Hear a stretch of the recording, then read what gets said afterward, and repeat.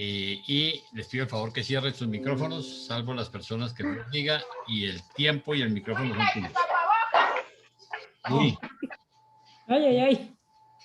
Qué susto. No lo regañen fuerte. Bueno, pues bienvenidos todos. Qué gusto estar aquí una vez más, un nuevo día, una nueva tarde. Y por supuesto, pues con el enorme placer, porque verdaderamente es un placer hablar de nuestro Maestro, de nuestro Jesús. Creo que este documento es hermosamente dedicado a lo que es Él y yo creo que lo vamos a disfrutar mucho, porque habla de Él. Y bueno, para empezar, le paso la palabra a mi querida Ángela, que nos va a dar la oración el día de hoy. Adelante, Ángela. Gracias.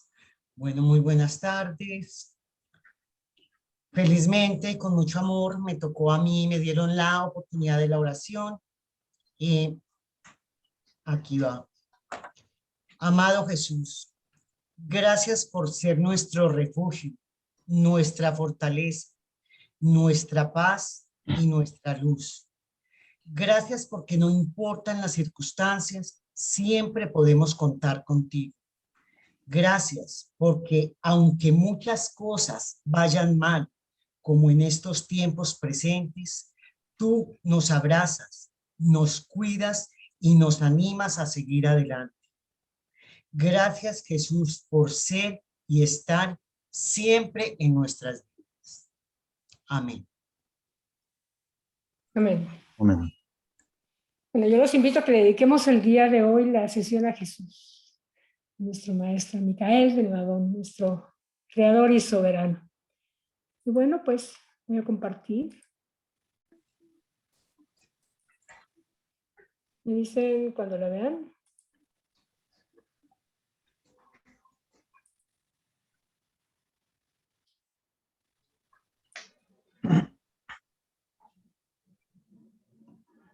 ¿Ya la ven? Sí. ¿Sí? Ok, perdón. Bueno, pues el documento 161, las conversaciones ulteriores con Rodán.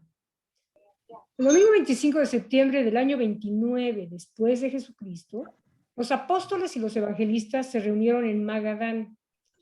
Esa tarde, después de una larga conferencia con sus asociados, Jesús sorprendió a todos anunciando que temprano al día siguiente, él y los 12 apóstoles partirían para Jerusalén para asistir a la fiesta de los tabernáculos. Ordenó que los evangelistas visitaran a los creyentes en Galilea y que el cuerpo de mujeres regresara por un tiempo a Betsaida. Cuando llegó la hora de partir para Jerusalén, Natanael y Tomás aún estaban en medio de sus diálogos con Rodán de Alejandría y solicitaron el permiso del maestro para quedarse en Magadán por unos días. Así pues, mientras Jesús y los 10 partieron rumbo a Jerusalén, Natanael y Tomás estaban ocupados en un intenso debate con Rodán. La semana anterior, durante la cual Rodán había expuesto su filosofía, Tomás y Natanael se habían turnado para presentar el Evangelio del Reino al filósofo griego. Rodán descubrió que había sido bien instruido en las enseñanzas de Jesús por uno de los anteriores apóstoles de Juan el Bautista, que había sido su maestro en Alejandría. 1. La personalidad de Dios. Había un asunto sobre el cual Rodán y los 2 apóstoles no tenían la misma opinión, y ese era el de la personalidad de Dios. Rodán aceptó prontamente todo lo que se le explicó sobre los atributos de Dios, pero sostenía que el Padre en el cielo no puede ser una persona concebida como concibe el hombre la personalidad.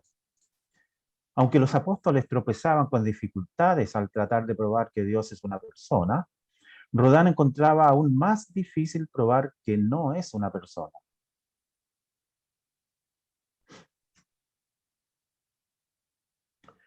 Rodán sostenía que el hecho de la personalidad consiste en el hecho coexistente de la comunicación plena y mutua entre seres del mismo nivel, seres que son capaces de comprenderse. Dijo Rodán, para ser una persona, Dios debe poseer símbolos de comunicación espiritual que le permitan ser plenamente comprendido por los que entren en contacto con Él. Pero puesto que Dios es infinito y eterno, el creador de todos los demás seres, se desprende que en cuanto a seres del mismo nivel, Dios está solo en el universo. No hay nadie que esté a su nivel. No hay nadie con quien Él se pueda comunicar de igual a igual. Dios puede bien ser la fuente de toda personalidad, pero como tal, Él trasciende la personalidad, así como el Creador está más allá de la criatura. Este punto de vista preocupó grandemente a Tomás y Natanael, y pidieron a Jesús que los ayudara. Pero el maestro se negó a participar en las discusiones. Pero sí le dijo a Tomás, poco importa qué idea del Padre podáis tener, siempre y cuando conozcáis espiritualmente el ideal de su naturaleza infinita y eterna. Tomás sostenía que Dios se comunica con el hombre y por consiguiente que el Padre es una persona, aún dentro de la definición de Rodán. Esto fue rechazado por el griego sobre la base de que Dios no se revela personalmente, que Dios es todavía un misterio. Entonces, Natanael apeló a su propia experiencia personal con Dios y eso lo aceptó Rodán afirmando que recientemente había tenido experiencias similares. Pero estas experiencias, sostenía él, probaban solamente la realidad de Dios y no su personalidad. Para el lunes por la noche, Tomás se rindió, pero el martes por la noche, Natanael había convencido a Rodán de que creyera en la personalidad del Padre y había conseguido cambiar la opinión del griego mediante los siguientes pasos de razonamiento. 1. El Padre en el paraíso goza igualdad de comunicación, por lo menos con dos otros seres que son totalmente iguales a él mismo y completamente como él, el Hijo Eterno y el Espíritu Infinito. En vista de la doctrina de la Trinidad, el griego tuvo que reconocer la posibilidad de la personalidad del Padre. Paréntesis. Fue la consideración posterior de estas discusiones la que llevó al concepto ampliado de la Trinidad en la mente de los 12 apóstoles. Por supuesto, era creencia general que Jesús era el Hijo Eterno.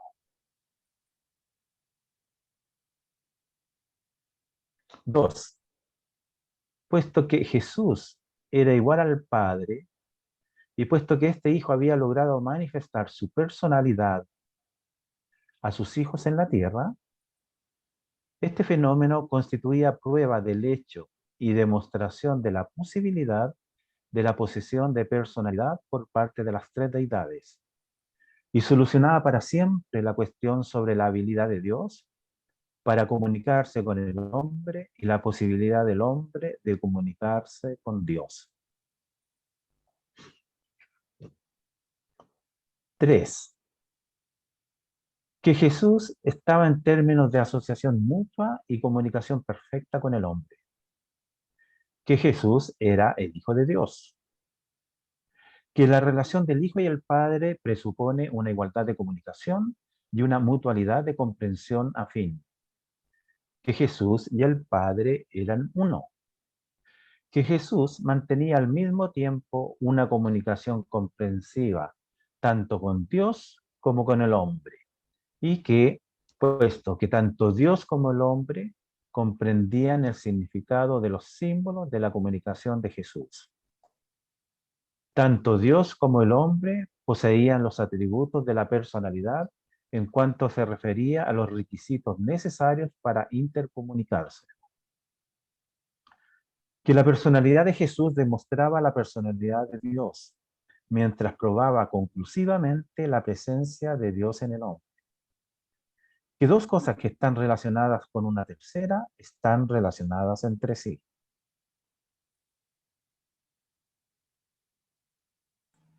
Cuarto, la personalidad representa el concepto más elevado que tiene el hombre de la realidad humana y valores divinos. Que Dios también representa el concepto más elevado del hombre de la realidad divina y de los valores infinitos.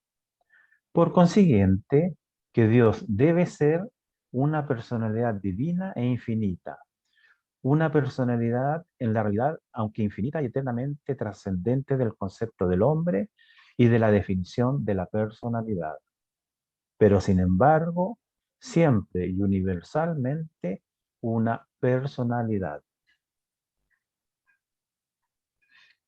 5. Que Dios debe ser una personalidad, puesto que Él es el creador de toda personalidad y el destino de toda personalidad. Rodán había sido enormemente influido por la enseñanza de Jesús. Sé pues perfecto, así como es perfecto tu Padre en el cielo. Cuando Rodán escuchó estos argumentos, dijo: estoy convencido. Confesaré a Dios como persona si vosotros me permitís cualificar mi confesión de esta creencia, otorgando al significado de personalidad un grupo de valores ampliados, tales como sobrehumano, trascendental, supremo, infinito, eterno, final y universal. Estoy ahora convencido de que mientras Dios debe ser infinitamente más que una personalidad, no puede ser nada menos. Estoy satisfecho de concluir esta discusión y de aceptar a Jesús como la revelación personal del Padre. Y la satisfacción de todos los factores no satisfechos en la lógica, la razón y la filosofía.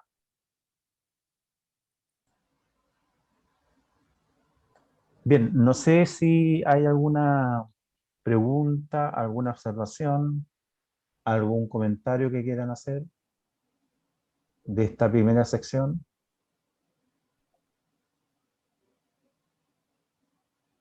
Bueno, yo voy a acotar solo... Sí, Adelante, adelante. adelante.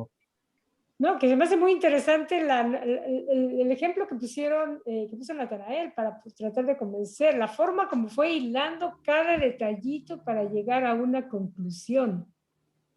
Miguel, ¿decías? Sí, sorprendente. Yo quería comentar dos cosas. Primero, el comentario que le hace Jesús a Tomás, donde le dice que no importa tanto la idea que uno tenga del Padre, ¿no? Porque una idea finalmente es una construcción mental en base al razonamiento y la imaginación. Y el ideal solo se puede conocer, ¿no es cierto?, espiritualmente, el ideal de la naturaleza de Dios, ¿ya? O sea, queriendo decir, mira, en realidad no hay que evaluar tanto a Rodán por cómo diga lo que él siente del Padre, sino como tratar de comprender cómo él lo siente, cómo él lo tiene conceptualizado espiritualmente. Así lo entiendo yo, por lo menos. Y segundo, lo quise profundizar, lo que hice de Flor, o sea, es sorprendente el raciocinio que utiliza Natanael para convencer a Rodán de la personalidad de Dios. Realmente yo me sorprendo porque siendo una persona como nosotros todos, él lleva poco más de 3 años, ¿no es cierto?, acompañando a Jesús, y fue capaz de convencer a un ilustrado de la categoría de Rodin, digamos, ¿no? Un filósofo griego basado en la lógica, ¿no es cierto?, la filosofía, digamos, y la ciencia. Y Natanael, bueno, todos los apóstoles tenían una instrucción básica, ¿no es cierto? Ellos habían concluido la escuela rabínica, nos dice el documento 139, pero eran ciudadanos promedio, educados, pero promedio, tampoco eran postitulados en nada. Entonces, solo tenían ese contacto con Jesús y llegaron a desarrollar esta habilidad, tal como lo mostró hoy día en este párrafo Natanael, digamos, que convenció a Rodán de que Dios es personalidad también, y es la fuente de la personalidad, así que yo lo aplaudo, y quisiera ser como él, digamos. Eso. Sí, Miguel. No sé si hay algún comentario. Alfonso levantó la Oí de mano. una mano. Adelante, Alfonso. Sí, gracias. A mí me llama mucho la atención la actitud sencilla, humilde de nuestro Padre Universal local, Jesús, porque aunque Natán y Tomás le fueron a pedir ayuda para que Rodán entrara en razón, ¿no? Y aceptara que la existencia del Creador pues, implica una gran personalidad. Y Jesús no quiso intervenir en esa argumentación, en esa discusión, y ahí se refleja la cualidad que tiene Jesús de conocernos a todos. Más adelante pues, se va a hablar de la capacidad que tiene Jesús de conocer pasado, presente, futuro y cómo piensa cada uno de sus hijos aquí en Orante y en todo su universo local y demás, yo creo. Pero esa actitud de tarde o temprano, yo para qué intervengo en esa discusión entre ustedes, mejor usted, como si así lo dijera, ¿no? Como si él lo pensara. ¿Para qué entro con ustedes? ¿Para qué les doy la respuesta así directa? Sé que ustedes tienen la capacidad de pensar y poco a poquito van a ir llegando a la conclusión y van a ayudarlo a que entienda que el Padre Universal pues es realmente una personalidad, ¿no? ¿Y qué clase de personalidad? Es lo que quería yo comentar. Me atrae mucho esa actitud de Jesús. Sí. Muchas gracias, Alfonso. ¿Alguien más? Continuamos entonces.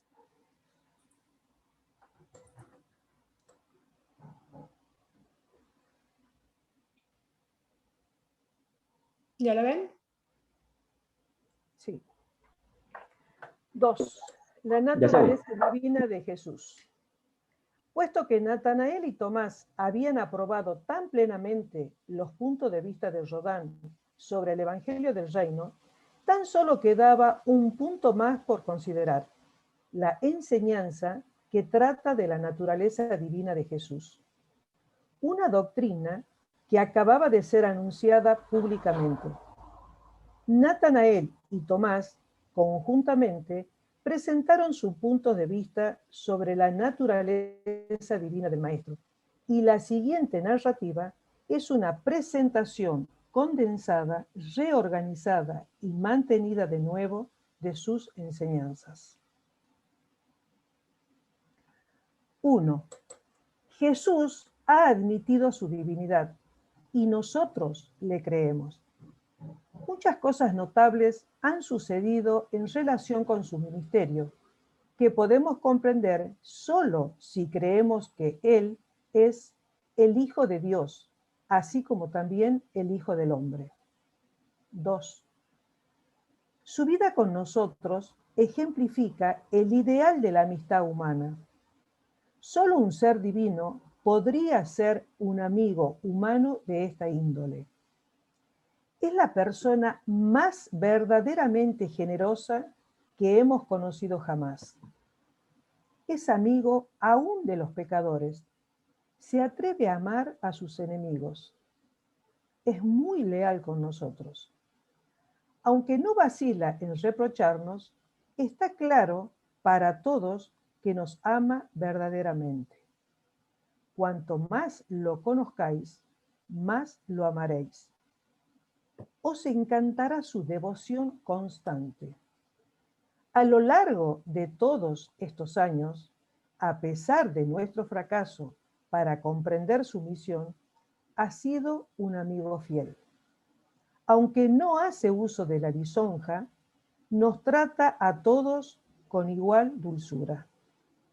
Es invariablemente tierno y compasivo. Ha compartido su vida y todo lo demás con nosotros. Nosotros somos una comunidad feliz. Compartimos todas las cosas. No creemos que un mero ser humano podría vivir una vida tan limpia de culpa bajo tales circunstancias difíciles. 3. Pensamos que Jesús es divino porque nunca hace nada mal, no comete errores. Su sabiduría es extraordinaria, su piedad enorme. Vive día tras día en acuerdo perfecto con la voluntad del Padre. Nunca se arrepiente de malas acciones porque no transgrede ninguna de las leyes del Padre. Ora por nosotros y con nosotros, pero nunca nos pide que oremos por él. Creemos que está constantemente libre de pecado. No creemos que un ser solo humano nunca haya profesado vivir una vida semejante. Afirma que vive una vida perfecta y nosotros vemos que así lo es. Nuestra piedad nace del arrepentimiento, pero su piedad nace de la rectitud. Aún profesa perdonar pecados y cura enfermedades. Nadie, quien tan solo es un hombre mortal, pero está en su sano juicio, profesaría perdonar pecados. Esa es una prerrogativa divina y nos ha aparecido así de perfecto en su rectitud desde los tiempos de nuestros primeros contactos con él.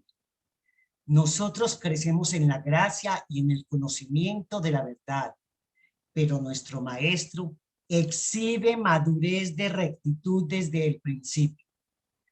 Todos los hombres, buenos y malos, reconocen estos elementos de bondad en Jesús. Sin embargo, su piedad no es jamás sobrecogedora ni ostentosa. Es a la vez humilde y audaz. Parece aprobar nuestra creencia en su divinidad. ¿Es lo que profesa ser?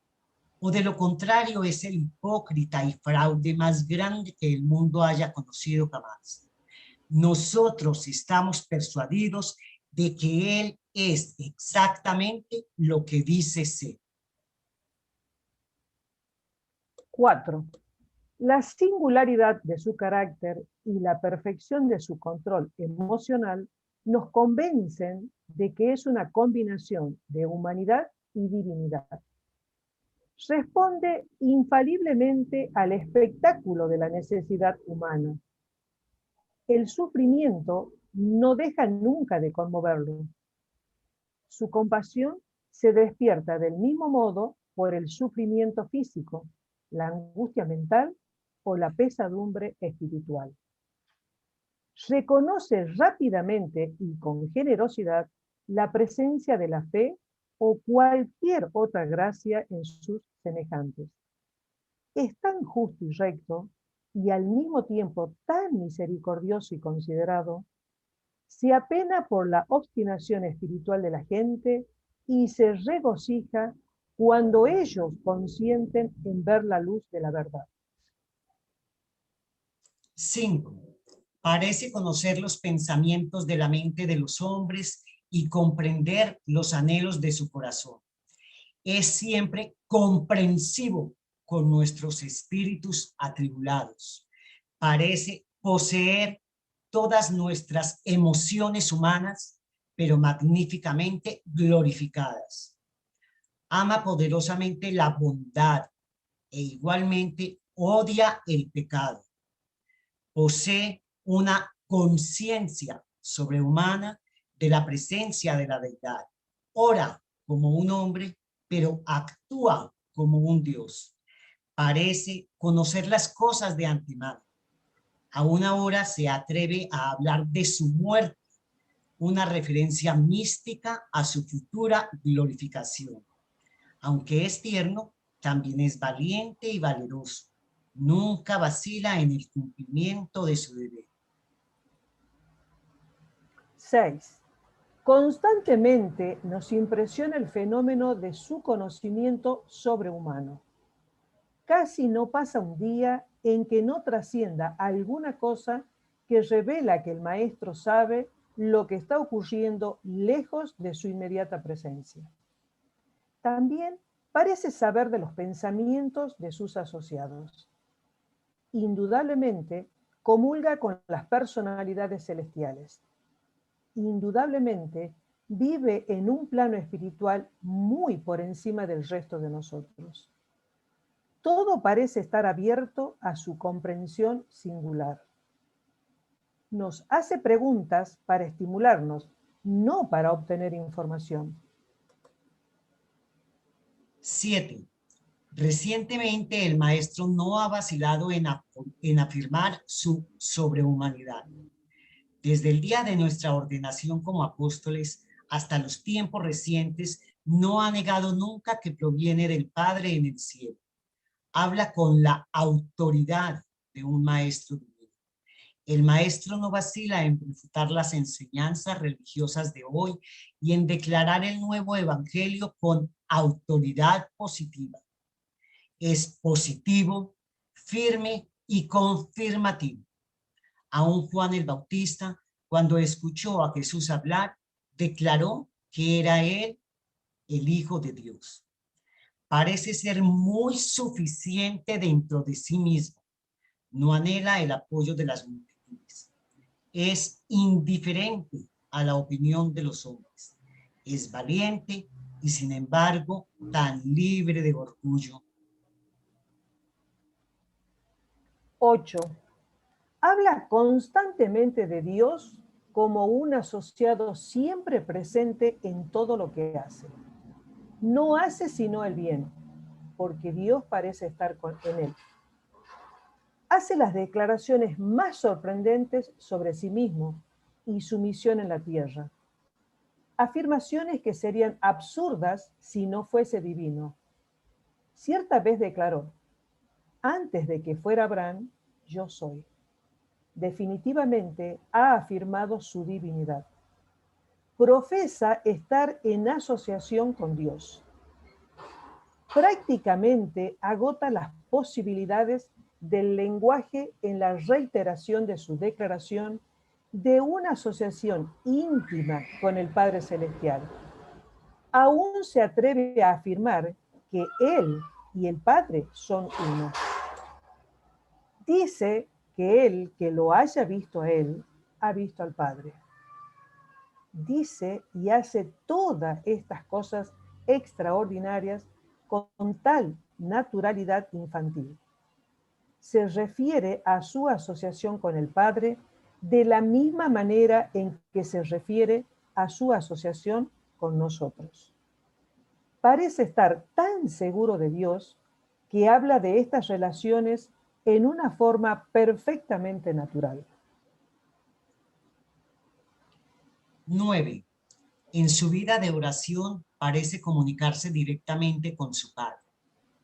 Hemos oído pocas veces sus oraciones. Hemos oído pocas de sus oraciones, pero estas pocas parecen indicar que habla con Dios en realidad como si estuvieran cara a cara. Parece conocer el futuro también como el pasado. Simplemente no podría ser y hacer todas estas cosas extraordinarias a menos que fuera algo más que humano. Sabemos que es humano, estamos seguros de eso, pero estamos casi igualmente seguros de que es también divino. Creemos que es divino. Estamos convencidos de que es el Hijo del Hombre y el Hijo de Dios. Al concluir Natanael y Tomás sus diálogos con Rodán, se fueron deprisa en dirección a Jerusalén para reunirse con los demás apóstoles, llegando el viernes de esa semana. Esta había sido una gran experiencia en la vida de estos tres creyentes, y los demás apóstoles mucho aprendieron del relato de Natanael y Tomás sobre estas experiencias. Aquí vamos a ver un mapita donde dice, nos indica, bueno, dónde está Magadán aparentemente, y el camino que recorrieron Natanael y Tomás para llegar a Jerusalén, donde estaban los demás, junto con Jesús. En este punto me llama la atención, bueno, nos llamó la atención, y no sabemos si Magadán y el parque de Magadán son lo mismo. Uno pensaría que el parque de Magadán se deriva de Magadán, pero curiosamente en algunos lugares ponen Magadán del lado derecho del Mar de Galilea y en otros lados del lado izquierdo. En el mapa anterior está del lado izquierdo. En este, que está en la Fundación Urantia, es el mapa número 28, e inclusive tiene aquí abajo las coordenadas. El parque de Magadán aparece del lado derecho, aquí. Y en el mapa que hemos manejado, que Carlos nos ha...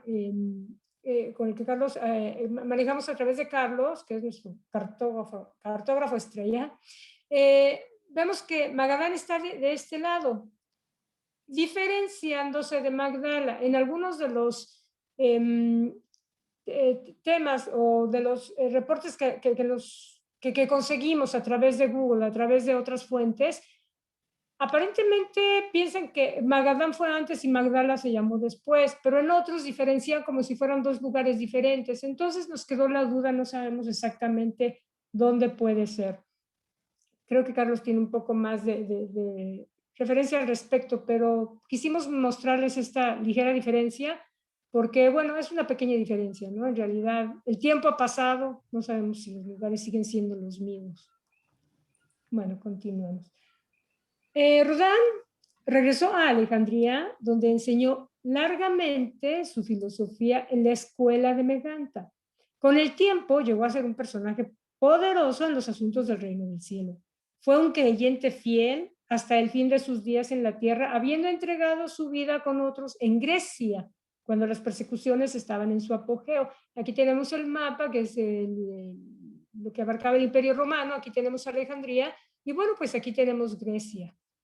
Es nada más como referencia de los dos lugares donde él estuvo y donde finalmente, aparentemente, él entregó su vida. Continuamos. Si tienen alguna duda, permítanme, déjenme hacer. Si alguien tiene alguna duda, algún comentario al respecto, si alguien sabe algo más respecto a los lugares o alguna. No sé si Luis Villamizar estás tratando de hablar, me pareció, pero tienes tu micrófono apagado. No, nada. Ya, ok. Gracias. Bueno. ¿Me permite, Florcita, un Sí, claro. pequeño comentario? Este documento y este numeral me pareció extremadamente precioso, porque a nosotros nos enumera todas las bondades de Jesús, como comprensivo, valiente, tierno, compasivo, recto, bondadoso, valeroso, valiente, firme, positivo, amigo, leal y fiel, que nosotros fuimos descubriendo a lo largo de este seminario, que lo venimos estudiando. Pero me parece mucho más importante, desde mi humilde opinión, venerar y adorar a Jesús, que cada uno de nosotros va descubriendo personalmente en nuestro contacto personal. Yo creo que cada uno, a su manera, va descubriendo en el diario vivir, digamos. Yo hoy, por ejemplo, cocinaba y se lo entregaba, limpiaba y se lo entregaba, o cuando uno hace esa oración a la mañana o a la tarde o a la noche, en ese contacto personal yo creo que cada uno va experimentando, no sé si todas estas bondades, pero creo que bastantes bondades, ¿no? Pero bueno, yo quería decir, porque realmente es un numeral que me emociona tremendamente, me emociona tremendamente. Yo estoy de acuerdo contigo. Yo creo, mi experiencia personal es que entre más lo conozco, entre más sé de todo lo que hizo su vida y cómo lidió con todas las dificultades, definitivamente más lo admiro, o sea, más lo conozco para empezar, ¿no? Por lo tanto, más lo admiro, más lo respeto y verdaderamente más lo amo.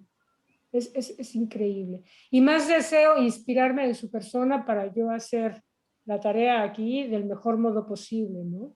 Y siempre que tengo algún tipo de detalle que me resulta difícil o que no sé cómo actuar, definitivamente me voy a pensar cómo es que Jesús lo haría en este momento, bajo qué contexto actuaría o qué decisión tomaría. Y verdaderamente sirve muchísimo. Y lo más hermoso de todo es que pensando de esa manera y actuando, claro, a lo mejor uno se equivoca, pero pensando de ese modo entra una paz bien especial, que yo creo que es hermoso. Y bueno, más agradecimiento hacia él, ¿no? Tal cual. Es ese amigo que uno lo agarra de la mano y no lo quiere soltar. Es ese amigo con el que yo personalmente hablo, me enojo, lloro, lo cuestiono, pero como decís vos, Florcita, cada vez lo amo más. Y estoy tremendamente agradecida que me haya permitido reencontrar con él, ¿no? Por eso digo yo que este documento hay que leerlo, releerlo, volverlo a estudiar, pero sobre todo experimentarlo personalmente. Yo creo que Claro. todos tenemos distintas vivencias, pero como digo, es mi amigo fiel. Y Pero compartirlo, eso no me quería porque comentar. imagínate, o sea, toda la gente, perdón Rita, creo que mencioné en ti, si toda la gente pudiera entender todos los pormenores de su día a día, imagínate, y los jóvenes, imagínate los jóvenes que pudieran sentir que tienen en él un amigo, un compañero de luchas, un compañero de descubrir el mundo.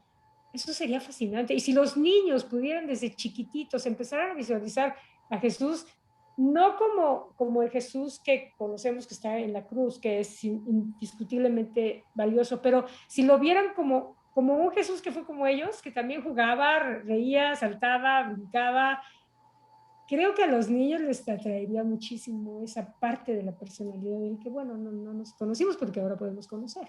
Yo creo que ese es uno de los grandes desafíos que tenemos nosotros, ¿no? Realmente mostrar esa parte de Jesús. Sí. Bueno, ¿alguien tiene algo para comentar? Don Jaime Rey. Florcilla, antes de eso, creo que nuestro cartógrafo iba a decir algo. Sí, perdón, continúo yo. Perdón, Carlos, discúlpame, por favor, adelante. No, solamente con referencia a la ubicación del Parque de Magadán, pues en el mapa con el que yo me oriento pues para diseñar los otros, que es justamente, hay que dar el crédito, es hecho por Hara Davis y es tomado de este librito que se consigue por allí, ustedes pueden conseguir. En la página final es que aparece el mapa y allí está pues al lado derecho del lago, muy junto a Betsaida. Me parece que Betsaida, Julias y el Parque de Magadán estaban sumamente cerca una de la otra. Y básicamente siempre lo había visto a ese lado. En esta ocasión fue que Flor me mostró ese otro mapa donde está al lado izquierdo. En el lado izquierdo aparece Magadán, muy similar a Magadán, y en el lado izquierdo es Magdala. Son nombres muy similares. Quizás pudo ser algún error o algo así de impresión en algún mapa, porque las dos son diferentes. Magdala al lado izquierdo y Magadán al lado derecho. Siempre las he visto así. Pero como muchas de las cosas no estamos muy seguros, inclusive en un mapa que hay en el libro La historia desconocida de Jesús, de la Fundación Urantia, aparece ubicado en el lado derecho, pero está en letras rojas, y entonces al mirar uno lo que significa eso, dice lugar incierto. Así que no se sabe exactamente pues la ubicación. Quería decir eso solamente. A ver, yo quisiera al respecto, porque Flor me comentó antes de, y yo había tocado el tema con Víctor García Bori, ¿sí? Porque ese libro que muestra Carlitos, La historia no contada de Jesús, es un libro ni más ni menos que de la Fundación Urantia, ¿sí? O sea, ese libro no es simplemente fotos y que a alguien se le ocurrió. Y esta señora Sara es la cartógrafa estrella de National Geographic y son los mapas que toma la fundación. Total que creo que independientemente, y aunque siempre en lo que es cartografía antigua, pues habrá dudas por los nombres, porque han variado, porque incluso una ciudad se llamaba de varias formas, o a través de la historia fue cambiado, como anotaba Flor. Créanme que las fuentes que utilizamos son bastante serias, pero todo hay derecho a la duda.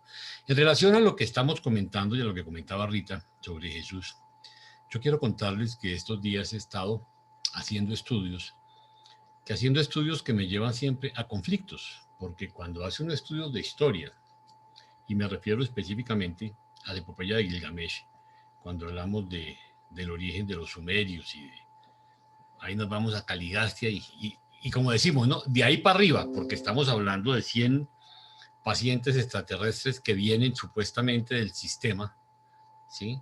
Que vienen de nuestro universo local, que vienen, pues empieza uno a encontrar historias, y como todo lo que hay a este respecto, yo me hacía una pregunta: ¿qué tan relevante es el antes desde el punto de vista histórico?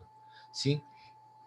Si lo que importa es el futuro, y el futuro, lo único cierto es que tenemos un conocimiento de lo que nos mostró Jesús, Jesús vino y realmente es la primera revelación, y aunque suene un poquito redundante, real del Padre, real de la Trinidad, real de un hombre que es un Dios hombre. O sea, primero que todo nos muestra un hombre que no conocíamos. Es más, no existe la historia de Jesús en ningún libro sagrado, ¿sí? Habrá libros apócrifos donde aparecen cosas y todo, donde siempre, imagínense ustedes, si dudamos de pronto, hay derecho a la duda en un mapa, lo que puede ser sobre la divinidad de Jesús, sobre el origen, sobre, imagínense la polémica en que nos podemos meter, si era o no era la segunda persona de la Trinidad, si era o no era. Acuérdense que ahí viene todas las religiones, toda la historia y toda la tergiversación que Jesús viene y nos pone en su lugar. Entonces yo meditaba sobre esto y meditaba sobre el valor de la familia.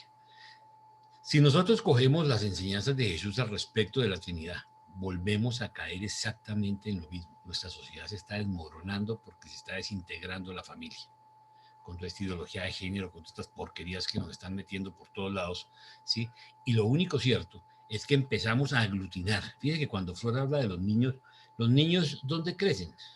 Los niños no van a crecer bien sino en familias, y en familias estructuradas con un papá, una mamá, donde estén protegidos por un hogar, por el amor y por una visión clara de hacia dónde nos dirigimos.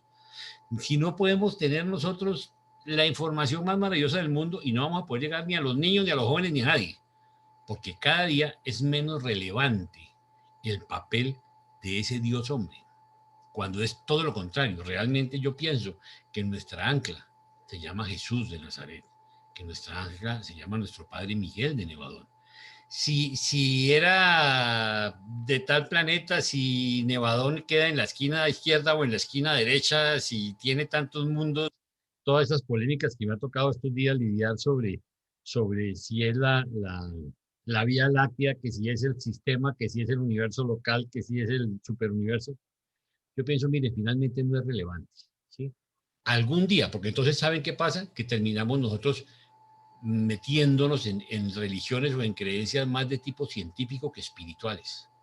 Y el valor más importante, el ancla más importante que tenemos para luchar, para vivir y para salir adelante, se llama el ejemplo de Jesús de Nazaret. Punto. Como hombre. Y a través de sus enseñanzas vamos a descubrir la revelación del Padre y por consiguiente la parte divina y toda la estructura que conocemos a través del libro Durantia de la parte cósmica o de la parte cosmológica, llamémoslo así, que es una revelación, que si hay más antes o más después o más, oportunamente nos tocará saber, y será en los mundos de estancia, porque aquí definitivamente no lo vamos a tener.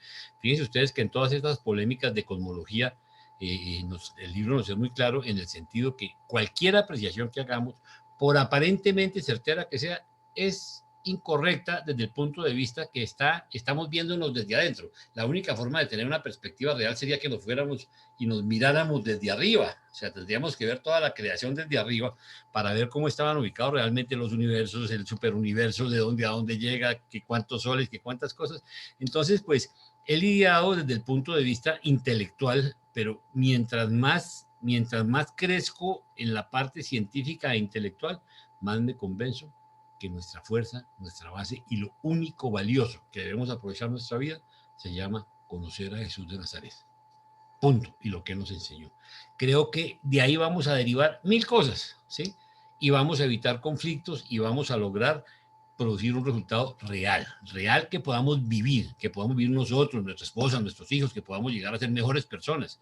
Entonces me parece muy importante esa reflexión que hace Flor, ¿sí?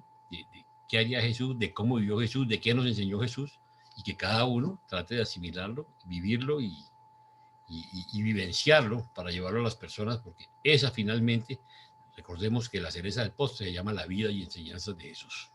Gracias, Flor. Gracias, Javi. Bueno, continuamos.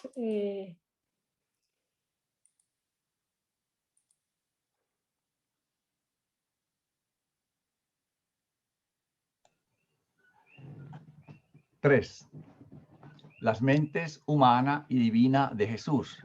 Aquí quiero hacer primero un pequeño paréntesis. Hasta ahora el numeral 1 y 2 del documento eran las conversaciones de Natanael y Tomás con Rodán, pero ya ellos, como vimos al final, pues partieron cada uno a su sitio. Y aquí entonces el número 3 son nuevamente los reveladores, los que comienzan a decirnos lo que vamos a leer a continuación. La conciencia de la divinidad creció gradualmente en la mente de Jesús hasta la ocasión de su bautismo. Después de hacerse plenamente autoconsciente de su naturaleza divina, de su existencia prehumana y de sus prerrogativas universales, parece haber poseído el poder de limitar en forma variada la conciencia humana de su divinidad. Nos parece que desde el bautismo hasta la crucifixión era enteramente potestativo para Jesús depender solo de su mente humana o utilizar el conocimiento tanto de la mente humana como de la divina. Por momentos parecía usar solamente la información que albergaba su intelecto humano. En otras ocasiones parecía actuar con tal plenitud de conocimiento y sabiduría que tan solo la utilización del contenido sobrehumano de su conciencia divina podía originarlo. Podemos comprender su actuación singular solo si aceptamos la teoría de que podía, según su voluntad, autolimitar la conciencia inherente en su divinidad. Tenemos pleno conocimiento de que él frecuentemente ocultaba de sus asociados su preconocimiento de los acontecimientos y que tenía conciencia de la naturaleza de los pensamientos y los planeamientos de ellos. Comprendemos que no deseaba que sus seguidores supieran demasiado que era capaz de discernir sus pensamientos y de penetrar sus planes. No deseaba trascender demasiado el concepto de lo humano, tal como se cobijaba en la mente de sus apóstoles y discípulos. Nos resulta imposible diferenciar, no veo allí, diferenciar entre su práctica de autolimitación de la conciencia divina y la técnica que aplicaba para ocultar su preconocimiento y discernimiento del pensamiento de sus asociados humanos. Estamos convencidos de que usó ambas técnicas, pero no siempre podemos, en cada caso en particular, especificar qué método pudo haber empleado. Frecuentemente lo observamos actuar únicamente con el contenido humano de la conciencia. Luego lo contemplábamos en conferencia con los dirigentes de las huestes celestiales del universo y discernimos el funcionamiento indudable de su mente divina. Aún más, en ocasiones casi innumerables, presenciamos el funcionamiento de su personalidad combinada de hombre y de Dios, tal como era activada por la unión aparentemente perfecta de la mente humana y la divina. Este es el límite de nuestros conocimientos sobre estos fenómenos. Realmente no conocemos la plena verdad sobre este misterio.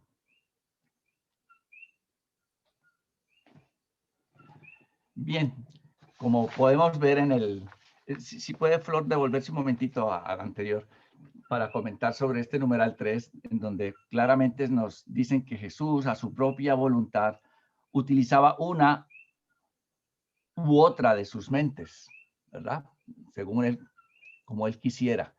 Tenía plenamente, así como tenía plena naturaleza humana, pues tenía su mente humana, y su naturaleza divina, pues su mente divina, y las coordinaba de una manera pues maravillosa y según su voluntad. Y notemos cómo los reveladores, en lo que hemos leído, que son pues en este caso los seres intermedios que están a cargo de esta cuarta parte del libro, dicen claramente afirmaciones como, por ejemplo, nos parece. También dicen, solo si aceptamos la teoría, nos resulta imposible. Y al final inclusive dice, no conocemos la plena verdad sobre este misterio. Ellos también conjeturan, especulan, imaginan, igual como hacemos nosotros. Muchas veces pues no se nos ha dicho todo ni conocemos todo. Y esto es bueno. En el libro Durantia, en el documento 30, nos habla sobre eso. Y voy rápidamente a leer en el documento 30, 0.2, en donde están hablando de los seres del universo local.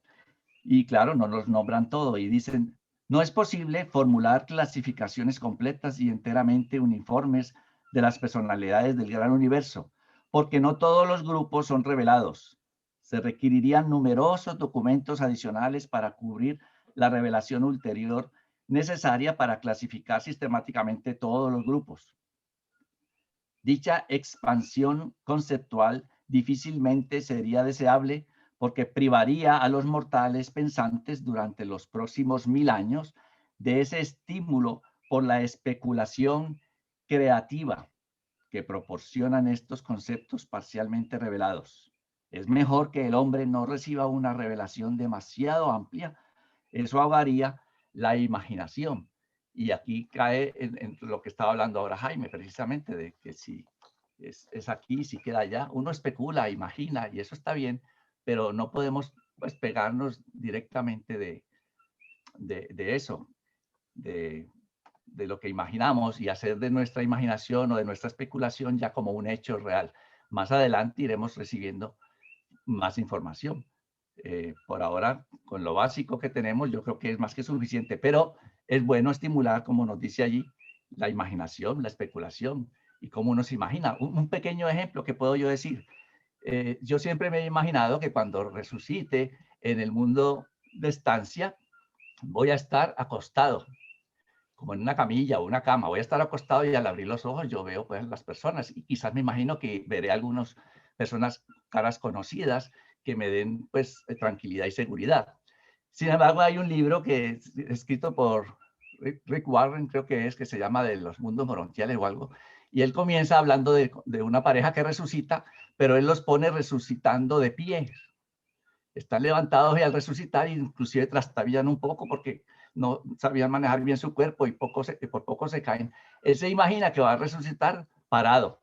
Yo me imagino que va a resucitar acostado. ¿Cómo será? Pues eso no importa. Cuando llegue el momento, pues allí me daré cuenta. Lo importante no es cómo, sino que resucitemos. Eso es realmente el hecho importante. Si es de pie, acostado o arrodillado, pues eso es lo de menos. Entonces, así uno estimula la imaginación de esa manera. Si entonces alguien más quiere comentar sobre este numeral 3, antes de hablar un poquito sobre Rodin.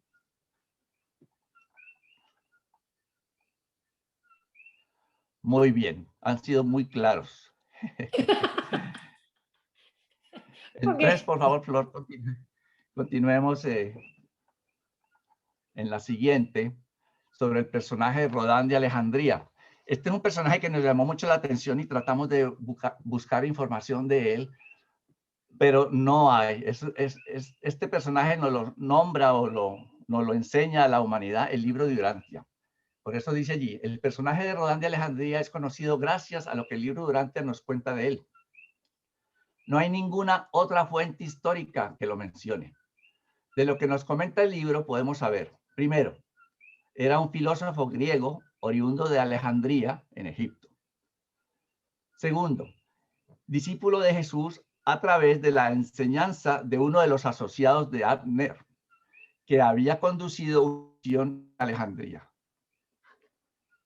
Tercero, regresó a Alejandría, donde enseñó largamente su filosofía en la escuela de Meganta.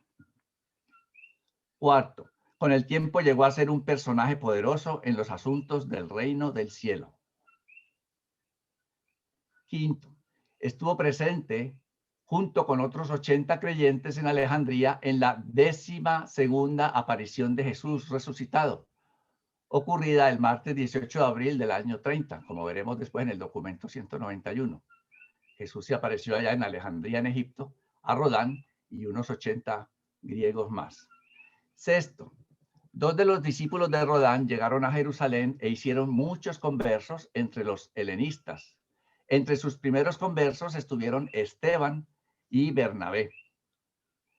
Séptimo, fue creyente fiel hasta el final de sus días, habiendo entregado su vida con otros en Grecia cuando las persecuciones estaban en su apogeo. Y aquí pues deducimos, porque el libro no lo dice, que posiblemente esas persecuciones fueron las que llevó a cabo Nerón, y entonces en su época los romanos a cargo de, mandados pues por Nerón, hicieron grandes persecuciones, y mire que dice que entregó su vida junto con otros. Muchos de esos otros pudieron haber sido de los 80 que presenciaron la aparición que Jesús hizo ahí en Alejandría. Entonces queríamos buscar un rostro de cómo era Rodán, pero no. En una parte que encontramos había una carita, pues un personaje, pero al investigar, ese no era pues Rodán, ese era el matemático Euclides, que alguien que hizo el documento, pues puso esa foto de Euclides o ese dibujo, pero no hay uno que sea realmente de Rodán. A mí se me ocurrió, pues podemos ponerle una cara a Rodán, porque lo cierto es que de ninguno de los personajes bíblicos tenemos a ciencia cierta cómo era su apariencia física. Nadie ha visto a ninguno de los personajes que llamamos bíblicos o los personajes que nos nombra el libro de Urantia. Son imágenes, recreaciones artísticas que hacen algunas personas y que con el tiempo pues se han ido aceptando como que esa es la imagen de Jesús, por ejemplo, la más famosa, pero no sabemos exactamente cómo era su apariencia física.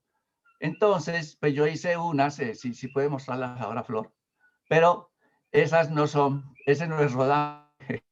A Flor, la de la izquierda, que está a color, le pareció que estaba muy joven. Entonces la otra, pues quizás está muy viejito. Pero cualquiera puede ser Rodán. A la larga, pues lo importante no era cómo es la cara de Rodán, sino lo que él le hizo, la importancia de su conocimiento y de lo que hizo después por el evangelio del reino.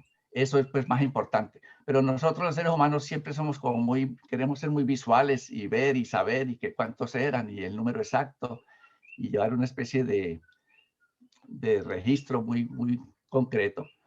Entonces, pues estas imágenes son solamente sugerencias, pero no necesariamente pues son en ningún momento Rodán de Alejandría. ¿Algún comentario? Bienvenido. Sí, Flor, ¿puedo? Sí, claro, por supuesto. Sí, Claro. quería complementar lo que ha dicho Carlos, bien ilustrado. Respecto de Rodán, hay otra referencia en el libro Urantia, en el documento 195, creo que después de Pentecostés, que hablan ahí de otro filósofo griego que se denomina Panteno, o Pantaeno en el libro Urantia. Bueno, sucede que este señor Panteno dice ahí que proviene de la escuela cristiana griega, de Alejandría, ¿ya? Entonces, uno puede atar cabo, y este señor Panteno sí aparece en la historia de la Wikipedia, digamos, sí aparece en la historicidad del mundo, digamos, el señor Panteno, ¿ya? Y también se menciona previo a él a otro filósofo que se llamaba Atenágoras, aquí lo tengo anotado, ¿ya? Estamos hablando del siglo II, ¿ya? Por ahí por el año 150 después de Cristo. Entonces, ¿qué sucede? Dice en el libro Urantia que este señor Pantaeno era un filósofo griego que vino a Jerusalén, hizo muchos conversos, entre ellos a Clemente, que también es conocido en la historia secular, y se deduce, esta es una especulación, pero parece bastante probable, que esta escuela alejandrina, esta escuela cristiana alejandrina, dentro de la cual Rodán era una figura prominente, muy probablemente, ¿no es cierto? Y puesto que Carlos nos dijo ahí que se habla que habían 80 con él cuando desapareció Jesús, entonces claramente era un grupo ya cristiano formado en Alejandría. Y tomando en consideración que Alejandría ya tenía un sector judío de hacía muchos siglos atrás, ¿no es cierto? El cuarto barrio que le llamaban. Entonces, en definitiva, lo que quiero indicar es que Rodán parece ser el precursor de aquella institución que posteriormente se llamó la Escuela Catequística de Alejandría, o Didascalión, que fue muy prominente en el siglo II, III después de Cristo. Y es muy conocida, está en la Wikipedia, en todos lados donde usted la quiera ver. Pero no hay referencia a Rodán, porque Rodán es muy anterior, sería del siglo I, por ahí es contemporáneo de Jesús, ¿no es cierto? Pero todo parece indicar que es parte de este grupo que formó y configuró esta famosa escuela catequística de Alejandría. Eso quería aportar. Alfonso tenía... ¿Puedo yo hablar? Sí, claro, por supuesto. Entonces, ¿quién primero? Renato. Bueno, Alfonso había levantado la Alfonso, mano, creo pero que adelante. sí. Sí, gracias. Gracias. Un poquito sobre lo que comentó nuestro estimado Jaime, lo que acaba de comentar también nuestro hermano. Ciertamente esos detalles de cómo fueron las cosas en el pasado, detalles de los lugares, de cómo fueron en el pasado, pues ciertamente pues son un asunto nada más de curiosidad especulativa. Y con respecto a nuestro universo, lo que va a ser cuando se resucite en los mundos de instancia, si se va a resucitar parado o acostado, pues también eso es nada más de mero interés especulativo de manera personal. Yo siento que la percepción de la realidad del universo se va a ir llevando poco a poco a medida que vayamos escalando la vida eterna en las etapas morontiales. Por ejemplo, en el documento 14, sabemos que los orantianos, con estos sentidos que tenemos, pues no podemos percibir ni el pasado, ni el futuro, ni nuestro propio planeta, ni mucho menos afuera de nuestro planeta, porque nuestros sentidos son demasiado limitados. Pero menciona documento 14 que a nosotros se nos van a ir dando sentidos hasta 70 sentidos. Hablando desde el punto de vista físico, los nativos del universo central poseen 49 formas especializadas de sensación y los sentidos morontiales son 70 en el sentido de nosotros, cuando vamos pasando de morontia en morontia hasta irnos perfeccionando a la espiritualización de nuestras almas. Y posteriormente estas órdenes más elevadas llegan a tener hasta 200 y tantos. El punto aquí es que hasta 210 se menciona algo así.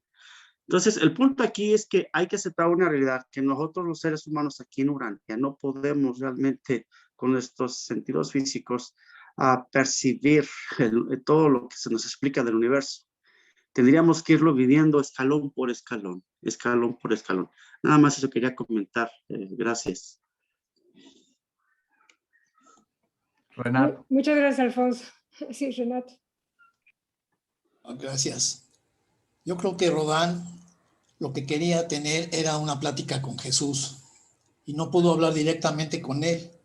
Jesús mismo nombró a Natanael y Tomás para que hablaran con él.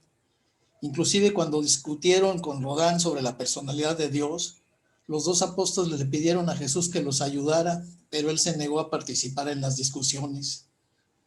¿Quién le iba a decir a Rodán que no había podido hablar con Jesús personalmente?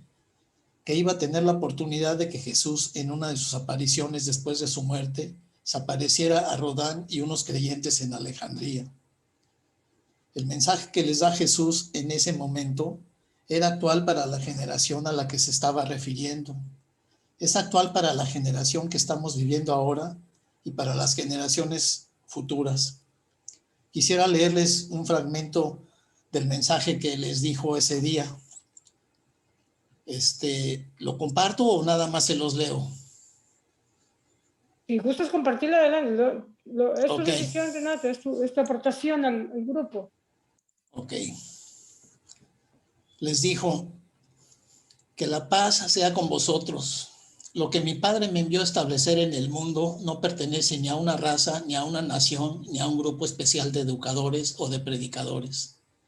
Este evangelio del reino pertenece tanto a los judíos como a los gentiles, a los ricos y a los pobres, a los libres y a los esclavos, a los hombres y a las mujeres e incluso a los niños pequeños.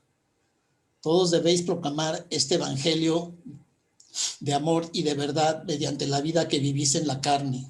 Os amaréis los unos a los otros con un afecto nuevo y sorprendente, tal como yo os he amado. Serviréis a la humanidad con una devoción nueva y extraordinaria, tal como yo os he servido. Cuando los hombres vean que los amáis así, y cuando observen el fervor con que los servís, percibirán que sois hermanos por la fe en el reino de los cielos, y seguirán al Espíritu de la verdad que verán en vuestra vida hasta que encuentren la salvación eterna. Entonces, Jesús cuando dice que lo que su Padre le envió a establecer en el mundo no pertenece a ninguna raza ni a ninguna nación, nos estaba diciendo que nos pertenece a todos nosotros, individual y colectivamente. A continuación nos dice que proclamemos este reino de amor y de verdad mediante la vida que vivimos, que nos amemos los unos a los otros como Él nos amó y que sirvamos a nuestros hermanos como Él nos sirvió. Yo creo que está muy claro lo que quiere Jesús que hagamos. Gracias. Gracias a ti, Renato. Muy adecuada tu frase, tu referencia. Luis Villamizar. Sí, ahora sí. No, a nosotros nos tocó preparar la primera parte de estos discursos de Rodán. Y yo desde que leo el libro de Urantia, siempre me llega la misma pregunta, pues. O sea, ¿por qué la gran parte de estas cosas no salieron reflejados en los evangelios, que es lo único que tenemos nosotros sobre la vida de Jesús? Y por lo que se ve, y que comentaba alguno allí, estos dos discípulos que encargó Jesús que atendieran a una personalidad de este nivel, porque nada más lo que había conseguido Rodán en toda su búsqueda en filosofías y cosas era muy elevado para la época. Y uno siempre tiende a la idea de pensar que esos son meros pescadores, los discípulos son pescadores ignorantes prácticamente. Y aquí se ve que no, que pueden hablar de estos temas de tú a tú con un filósofo griego de la escuela más elevada, incluso cambiarle sus puntos de vista. O sea, en ese sentido estaban bien preparados. ¿Por qué nada de eso? Estas cosas que ellos hablan de la personalidad de Jesús, de lo que ellos habían vivido con Jesús, nada de eso trascendió. Bueno, los evangelios y el Nuevo Testamento, que es lo único que tenemos nosotros de Jesús, está todo prácticamente es lo que dice Pedro y lo que dice Pablo, que ni siquiera conoció a Jesús nunca. Y eso es toda la referencia que tenemos del cristianismo. Es una lástima que todo este conocimiento de los demás apóstoles se perdió prácticamente, de tal manera que para nosotros esto que estamos oyendo es nuevo. O sea, por lo menos para mí, que leo la Biblia desde que tengo 9 años, y que he estado estudiando, o sea, de todo, la vida de Jesús es completamente nueva para mí desde que conozco el libro de Durán. Y entonces la pregunta que me hago siempre es, ¿qué aportó el cristianismo que nosotros conocemos a estos 2000 años de historia después de Jesucristo? O sea, ¿de qué sirvió todo el otorgamiento de Jesús? Si prácticamente lo que ha llegado es muy poco, pues, y todo tergiversado. La cantidad de elucubraciones filosóficas y teológicas que han hecho tanto las iglesias, los grandes teólogos católicos y protestantes para explicar cosas inexplicables, pues por decirlo así, que si se hubieran conocido esto, se hubieran evitado muchos dolores de cabeza. Y la conclusión que yo saco de esto es que toda esa labor de hace 2000 años, para lo único que hacía falta era para que nosotros 2000 años después supiéramos que había vivido un hombre extraordinario como Jesús de Nazaret. Y ahora nosotros la carrera que nos toca hacer y el trabajo personal y con la gente es prácticamente como si estuviéramos empezando, como si estuviéramos prácticamente, que así me siento yo, como si yo estuviera allí oyendo a Jesús explicando todas esas cosas y para la misma misión, pues, o sea, óyelo y después anda y compártelo con el que quiera oírte. Ese es el comentario que quería hacer. Gracias. Claro, sí, y sobre todo hay una cierta similitud en cuanto a Jesús. Su mayor dificultad o limitante fue la tradición, ¿no? Porque estaban pegados a la tradición. Y en este caso creo que muchos de nosotros nos enfrentamos más o menos a lo mismo cuando queremos compartir el libro de Urantia, que es tal el apego a la tradición que pues resulta difícil llegar con un mensaje que es liberador, que es mucho más fácil, mucho más digerible, mucho más sencillo de entender que la tradición, ¿no? Y menos rebuscado y con nada de magia ni nada. Las cosas son como son, donde van, van y punto. Y así es como las trata el libro de Urantia, lo que es. Y respecto a Rodán, un detalle simpático que yo me he preguntado muchísimas veces es, ¿por qué Jesús, ya lo dijeron, por qué Jesús no habló con él? Una. Segunda, ¿sería que Jesús quería que su información trascendiera de fuentes humanas? O Rita también manifestó un punto muy interesante. ¿Te acuerdas, Rita, respecto a los apóstoles? ¿Quieres compartir tu punto? Claro, yo decía,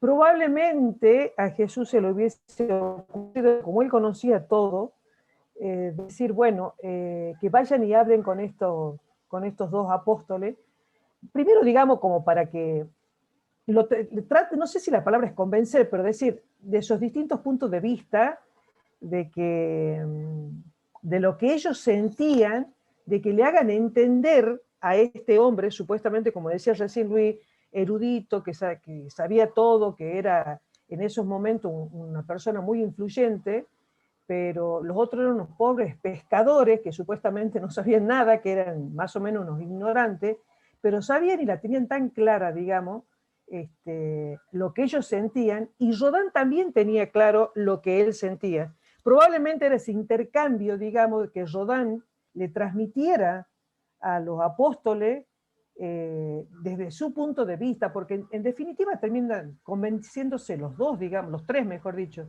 También es cierto que los dos apóstoles convencen a Rodán de la parte de la personalidad, pero también ellos, los apóstoles, asumen y reconocen algunas bondades y algunas cosas que decía Rodán. Entonces yo digo, en definitiva, Dios permitió que esa comunicación sea un intercambio de conocimientos de corazón a corazón, más allá del intelecto. O sea, es lo que yo siento, ¿no? Es decir, no necesariamente, como decía Jaime, es necesario saber todo o saberse toda la historia, pero es tan importante poderle comunicar a cualquiera de corazón a corazón, y yo creo que para poderlo transmitir, uno lo tiene que experimentar. Entonces, si uno lo vive, lo retrotrae, mejor dicho, no lo retrotrae, sino que lo trae a la vida hoy, ¿qué es lo que deberíamos hacer? Bueno, ¿qué es lo que yo vivo? Y yo voy a transmitir lo que vivo. O sea, mi experiencia personal. Y yo creo que en ese momento se dio esa situación. Cada una tenía su vivencia y cada uno experimentó y uno ayudó al otro, más allá de los conocimientos y de todo lo erudito que era Rodán. Y yo creo que ese es el desafío que tenemos nosotros, ¿no? Porque a lo mejor podemos saber un montón. A mí personalmente me cuesta mucho transmitir lo que siento, trato de ser auténtica, me cuesta mucho hablar, pero yo digo, bueno, yo tengo que ser ejemplo, y yo le pido a Dios todos los días que me dé esa voluntad para poder un día más y hacer un paso más, un paso más, un paso más. Y yo creo que por ahí pasa el desafío nuestro, ¿no? De decir, más allá de que sepamos mucho del libro de Urantia, pero si yo lo vivo a Jesús desde adentro, si yo lo siento, yo tengo que poder transmitirlo de alguna forma. Bueno. Gracias, Rita. Alfonso, un último comentario. Tenemos tiempo. Alfonso. Sí, gracias. Con respecto a lo que comentó Luis Villamizar sobre la Biblia y los detalles que se omiten en la Biblia, me hizo pensar que pues realmente se omiten porque la Biblia no es más que un compendio de dichos, de los dichos, de los dichos, de los dichos de los apóstoles o los discípulos de Jesús. Y para cuando en el primeramente concilio de Nicea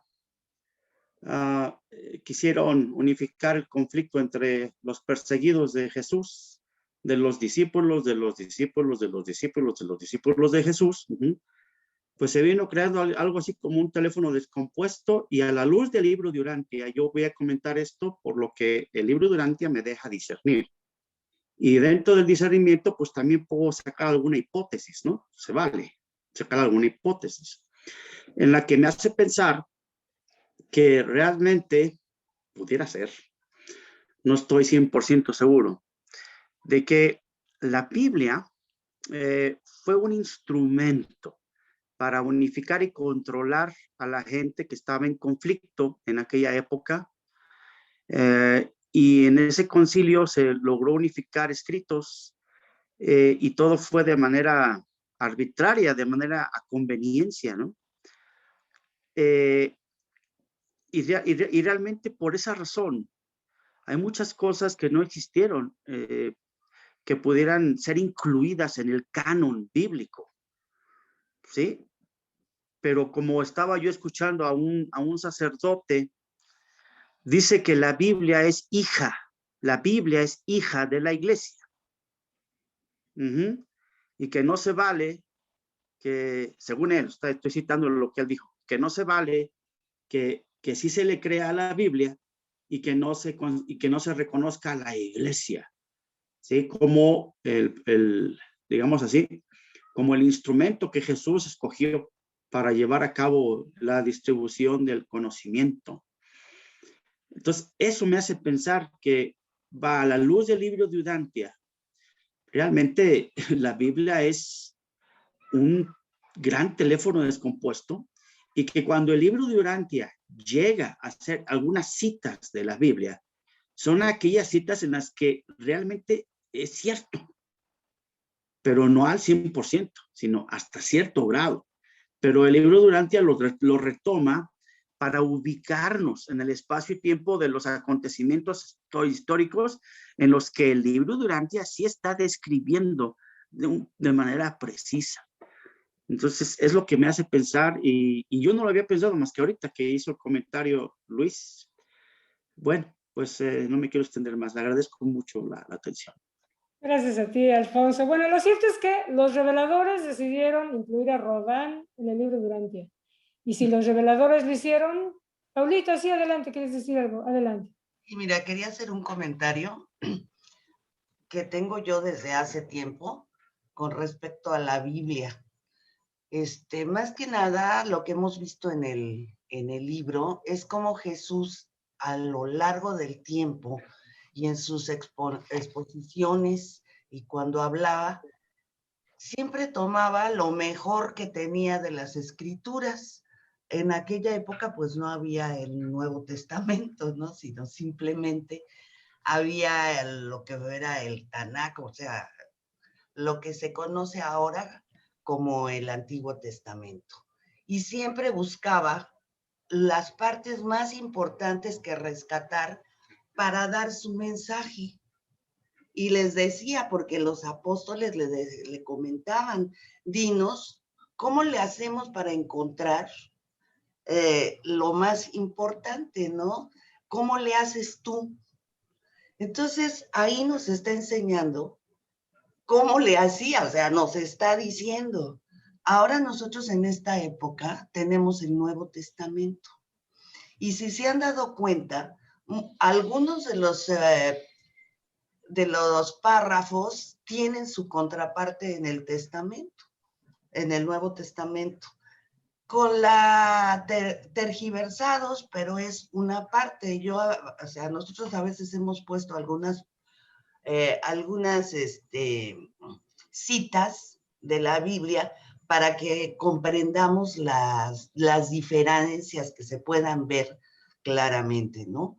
Entonces yo creo que el reto también que tenemos nosotros es qué podemos rescatar con lo que tú dices, Flor, la gente que está tan apegada a sus costumbres, a sus tradiciones, a sus rituales, para llegar a ellas.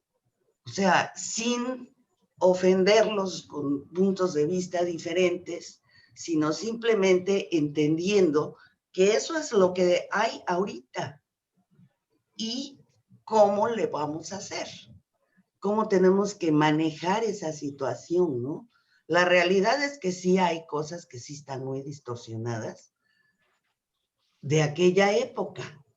Y aquí con esta nueva información es tomar algo de ahí y hablar la realidad con la que ya contamos, o sea, con el espíritu de la verdad de lo que nos ha enviado a través de eso, con el discernimiento, y eso me ha estado duro y duro y duro de cómo le vamos a hacer, ¿no? Si él nos enseñó a buscar, que él buscaba lo que se rescataba y con eso era la tela de donde empezaba a tejer lo que quería decir, pues a lo mejor nosotros también tenemos que buscar para dar nuestro sentir, ¿no? Esa parte que uno ya la ha vivenciado, transmitirla. O sea, no sé, esa es mi duda, mi aportación, lo que quería decir o lo que quiera, pero eso es. No, sí, sí. Y bueno, el mundo cambió, la vida cambió, o sea, es diferente de cuando Jesús estaba aquí, la tecnología, todo nos ha traído hacia un nuevo contexto y creo que bajo este nuevo contexto la vida de Jesús encaja divinamente bien para que no se pierda el balance entre lo que, como mencionaba Rodán, que cuando la tecnología o la ciencia avanza demasiado rápido, pero la espiritualidad, la moralidad y la ética se quedan atrás, hay un problema serio en la sociedad futuro, ¿no? Entonces, pues me encanta Rodán y es de mis documentos favoritos, aunque no sabemos quién fue exactamente, pero es fascinante leer esos dos documentos, el que presentaron la semana pasada y este. Pues, Oye, hoy terminamos temprano.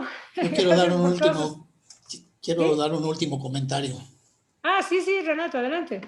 Es que cuando tú estabas hablando hace rato de Rodán, que por qué no había Jesús hablado con él. Jesús no habló con él, pero Jesús escogió a los apóstoles que iban a hablar con él. Y para mí Natanael era el más capaz de sus apóstoles para tener una discusión a ese nivel con Rodán. Entonces, y se ve que es cierto cuando viene la discusión de la personalidad de Dios, él es el que encuentra la manera de explicarle. Entonces, Jesús sabía eso, sabía que él lo iba a explicar, pero también lo escogió a quién. Muy interesante, muy interesante. Bueno, chicos, pues hoy terminamos más temprano con nuestra sesión, entonces paso el micrófono a don Jaime Rey. Gracias, Flor. Muy bonita la clase, innovadora, un nuevo look con tu presentación de PowerPoint, quedó muy linda, muy bien escogidas. Tú eres un artista definitivamente para el PowerPoint. Tenemos mucho que aprenderte, ¿sí? Y eso que ahorita hay otros graficadores y otras herramientas de presentación también que tendremos que aprender a manejar para seguir llevando nuestro mensaje. Quiero agradecerles a todos, especialmente a Miguel, a Rita, a Ángela y a Carlitos García, como siempre, que nos apoyan en nuestras clases. Y quiero invitarlos para que compartan este documento, para que compartan esta información y para que nos preparemos. Quiero anunciarles que Víctor García Borí, de la Fundación, quiere entrar a nuestra clase el día, quiere compartir con nosotros, creo que es el 9, él quiere entrar el 9, el 11, sábado 10 de abril. No, el 1 de abril, a la clase del 1 de abril, para hablarnos del Congreso de Perú, ¿sí? Entonces, nos van próximo jueves. Unos minuticos, sí, nos van a tomar unos minuticos, entonces para que sepan que nos solicitó hacerlo, lo mismo que a nosotros en nuestros comités de los sábados, entonces no es en paracaídas, es una cosa que está planeando la Fundación, está viendo cómo apoya el Congreso de Lima, entonces pues lo tendremos ese día tomándonos un tiempito, seguramente va a entrar sobre las 7 de la noche. Les agradezco muchísimo a todos por su... Jaime, el 1 de abril es la presentación de Javier. No importa. La conferencia de Javier. Correcto. Para que también les avisemos, hoy hay que avisarles. Ah, bueno, lo que pasa es que como la que manda ahí es doña Flor con la agenda. No, Sí. no, Bueno, no, tenemos una agenda adicional que quedamos, ¿cómo era la cosa, Paulita? Cada mes que tuviera 31 días iba a ser una presentación y este mes ya le toca o sea, la primera le toca a Javier, que si quieres, Javier, decirnos el nombre de tu presentación, por favor, un poquito, si le abres el micrófono. Gracias. No obstante, si somos dúctiles, si hay que cambiar los planes, se cambian los planes, no hay ningún problema. No, para nada, no, simplemente es una, si te vamos a interrumpir 10 minutos, ¿sí? Donde entras. Pues no pasa nada. Ya, sí. No hay ningún problema, se puede empezar haciendo ese pequeño speak y luego damos la presentación. La presentación básicamente va a ser se llama el Espíritu Infinito. Vamos a dedicar a profundizar sobre lo que dice el libro de Durantia sobre el Espíritu Infinito. Y realmente que es hermosísimo. Bueno, si le tuviésemos que dedicar todo lo que dice el libro de Durantia al Espíritu Infinito, la conferencia sería de 8 horas, eso ya os lo digo. Entonces, como no puede ser, porque no aguantamos a algunos, pues vamos a dedicarle una horita, y luego, pues si quiere Jaime, pues abrimos como una cosa interna para hacer alguna aclaración. Pero básicamente es una hora y vamos a explicar con cierta profundidad el concepto del Espíritu Infinito, la tercera personalidad de Dios, y básicamente es eso, y cuáles son los seres que ha creado esta deidad y qué es el que más cercano a nosotros está. Y nada más, y luego ya pues os enteraréis en la próxima clase.